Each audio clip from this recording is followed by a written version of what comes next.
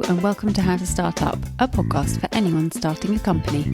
This is a collection of conversations with people who have all successfully started, run and even sold their own companies, sharing not only professional but personal experiences on what we should be doing now, next or never. Hosted by me, Juliet Fallowfield, founder of PR consultancy for startups Fallowfield and Mason. In this episode, I speak with Brett Butter, who believes that the culture of a company is crucial to its success. He calls it the missing link.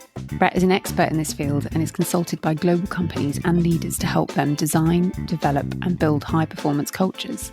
He shares advice on when to start working on your company's own culture, why to consider building your company with a remote-first mindset, and why finding support and structure in the day-to-day is crucial.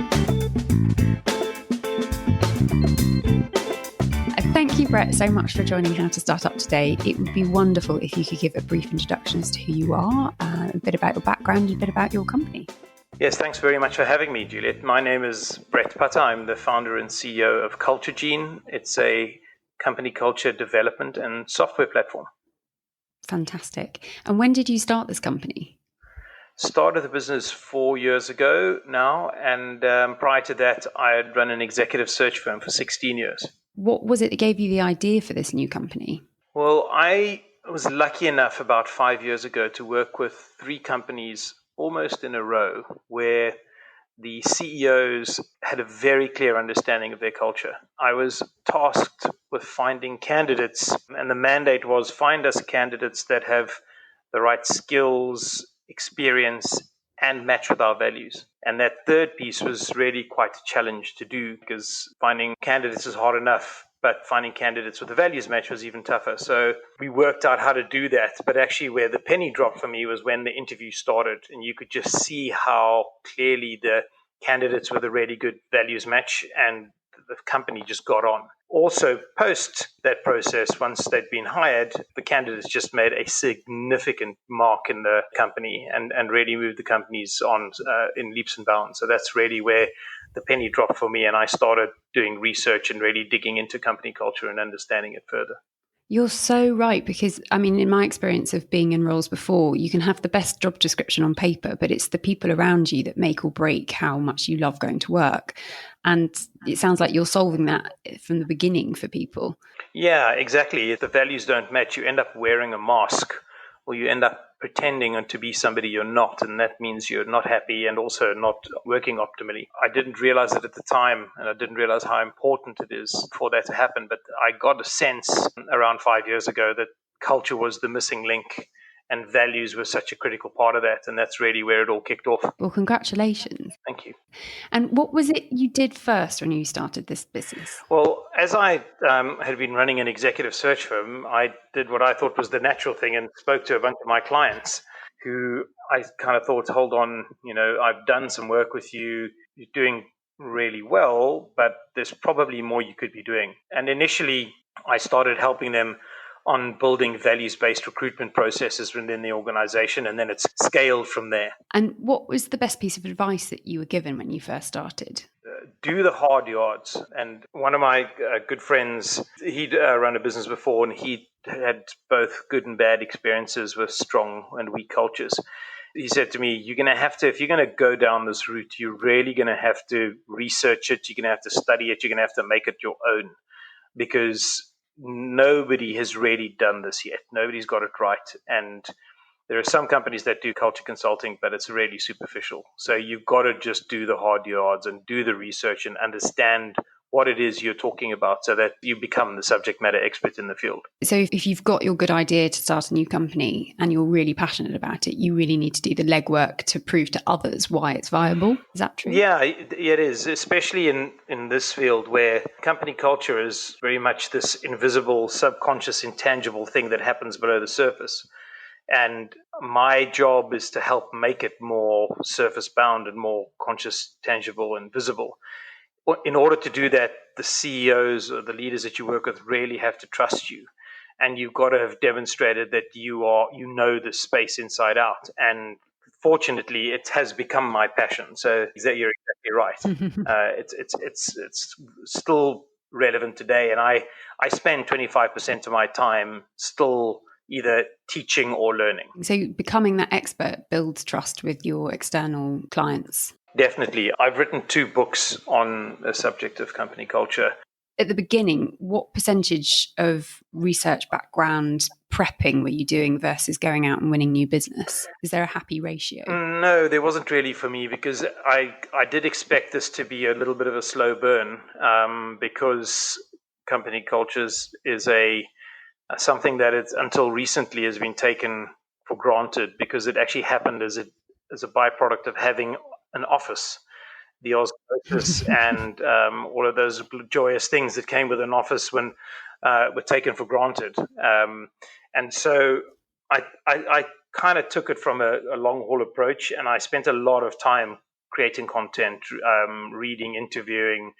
So I've spoken to over 500 companies and interviewed just over 50 CEOs and leaders of high growth companies around everywhere. Well, everywhere west of Asia, really, sort of Europe and the US and Canada as well. So I spent a lot of time doing that, but that was because I expected to, and I knew I had to. I was going to ask you what was the most surprising thing you've learned about yourself in becoming your own boss, but is there something surprising you've learned from those other CEOs you've interviewed as well? That's why I wrote the book. We need to read your books. But what I was really surprised about is all of the CEOs who've invested heavily in their culture are very, very, very giving, very sharing and pay it forward. I interviewed a guy named Mark Organ, who is a very successful entrepreneur. And he gave me 3 hours of interview time. And actually, he said, look, get all of that stuff written down, and if you want some more, you can have it. And this was, everybody was like this, the deeper I dug, the more they were excited to give. That really surprised me. In terms of myself, I'm very demanding of myself, actually often to my detriment. I don't give myself enough credit. So I do good stuff, but the things I don't do really are the things that annoy me, and I have an expectation to deliver on them, and I don't deliver on it. So I think that's the most surprising thing is about me, is how demanding I am. And my wife keeps saying to me, remember the good things you do as well as those things that didn't land. Yeah, and that's a lot of advice that's been offered to me, actually, is celebrate the small wins on a daily basis, because you can become so not bogged down in the bigger picture, because the bigger picture is exciting, but you need to, if you fixed an IT problem, you need to celebrate that, because all these things take time away from the bigger picture, but are very valuable. How do you stay inspired, especially given that your business model was built pre-pandemic and now you're working through the pandemic? Well, I'm really fortunate in that I found my passion and I do what I love to do. And I will do this until I die. It's not as if I'm doing a job for somebody else or a job I don't enjoy. I really, really love it. Actually, my job is to help companies adapt to the pandemic. So I find that inspirational in itself, talking to leaders and seeing what they're doing about it and helping them adapt to remote or hybrid work best practices in place, so that when this pandemic has been seen the back of, those companies will be ready to thrive and really take off. And is there anything that you know now, as many years in and 2 books down, that you could have benefited from at the beginning? I think to sell a little harder in the beginning.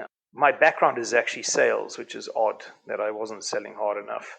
But I think I could have been a little bit more pushy with my sales. I've since then got, over the years, got much better at it. But I think I probably forgot all the good stuff I knew and know about selling, because I sort of looked at this as a new area and something I had to build and grow over time. So I didn't sell hard enough. I think I probably could have done a better job of that. But I think I maybe could have been a bit more patient with certain things. Initially started off too quickly, and I actually stopped myself. I should have been more patient there. I wasted money I didn't need to waste, but we fixed that. So on that, is there any massive pitfalls that you came across that you'd warn new founders about? So if somebody's listening and about to start a company, is there anything that you'd flag to think about first and foremost? New founders now, I think this is more to do with the reality of where we are. I describe this in the following way to my clients. I say, we all were living happily on Earth. Gravity was doing its thing. We wore the clothes we wore, and we ate the way we ate, and we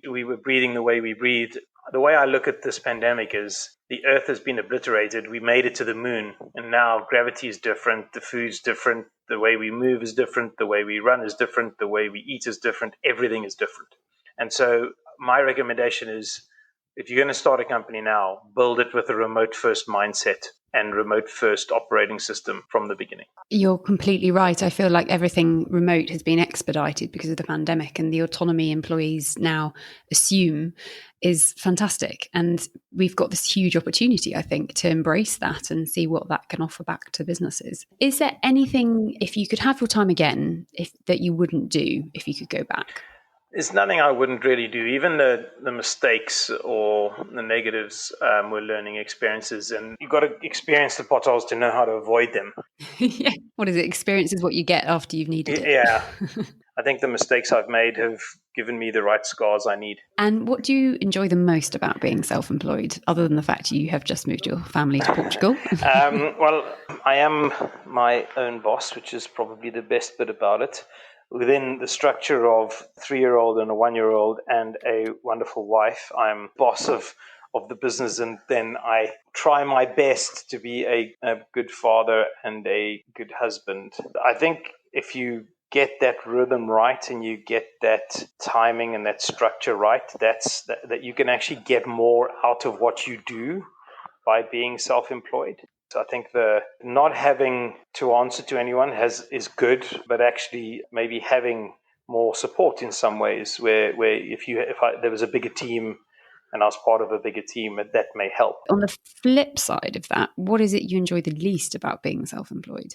I've not always been good with the structure, and you really do have to, if you want to get the most out of it, you really do have to be structured. You've got to make the most of your day, especially now in this pandemic. The pandemic accentuates your issues. If there are stressful moments, it would be good to have somebody else to go and say, this is what's happening. How did you deal with this? The one thing I've missed actually the most about being part of a bigger company is, should we just go to the kitchen, make a cup of tea and talk about it? And it's that stepping away from your desk with a human face to face, not on Zoom. And you've got that personal chat that you can have with your support network. And I was going to ask, are there any sort of hacks that you found or tools that you have brought in to combat that loneliness? I'm part of a tech network, and we once a month, so we do a Zoom call. And it's very structured. So we talk about the positives and negatives and how we feel with our personal lives, the positives and negatives of how we feel about our family and friends, and the positives and negatives and how we feel about work. And then 1 or 2 or 3 of us may actually present on the situation we find ourselves in. And we will then talk about that person's situation, not give advice, but talk about from our point of view when we were in a similar situation. It was tremendous, especially in the beginning of the business where I was doing a lot of floundering. And it's been tremendous when things have got difficult. Oh, it's good to have that accountability as well. Do you have any advice with managing external clients or teams and suppliers? So even if I don't expect to work with somebody for a long time, I approach it like a long-term situation. So if I need somebody for a week's work, or I need somebody to just do something for me, I still treat it in my mind like a long-term partnership, which actually then makes me apply myself better. If you treat it like a long-term partnership, I found that actually can often result in something else happening. Yeah, that's a really good perspective on it, actually. You're committed for the long term and they'll get a different sense of you and how you work as well, I imagine. Any final pieces of golden advice that you would like to offer someone starting a company this year? The one piece of advice I would like to give is to make sure that you instill company culture into your business from the beginning. Your culture forms whether you like it or not, and you have a choice to be deliberate about that culture or not. And as it so happens, I've written a book about this, which is called Own Your Culture, How to Define, Embed, and Manage Your Culture. And I, unsurprisingly, highly recommend it. And where is it available? It's available on Amazon right now. Fantastic. Well, we'll link to it in the show notes for sure so people can find it. Thank you so much, Brett. It has been wonderful chatting to you and learning about everything there is about company culture and all of your advice. Juliet, thank you very much. My pleasure. I've really enjoyed our conversation. I hope 2021 is a great year for you and a better year for all of us. It's been impressive to hear Brett's passion for his subject and his belief that company culture should be visible, tangible and evident. And also there is no substitute for a thorough knowledge in your chosen field. If you'd like to contact Brett, you'll find all of his details in the show notes, along with a recap of the advice that he so kindly shared and links to his books about company culture. Thank you for listening to How to Start Up. I hope these conversations offer you some confidence, encouragement and reassurance that you're on the right track. If you've enjoyed this podcast, I'd be so appreciative if you were to rate, review and subscribe, as it will really help other people starting a company discover it.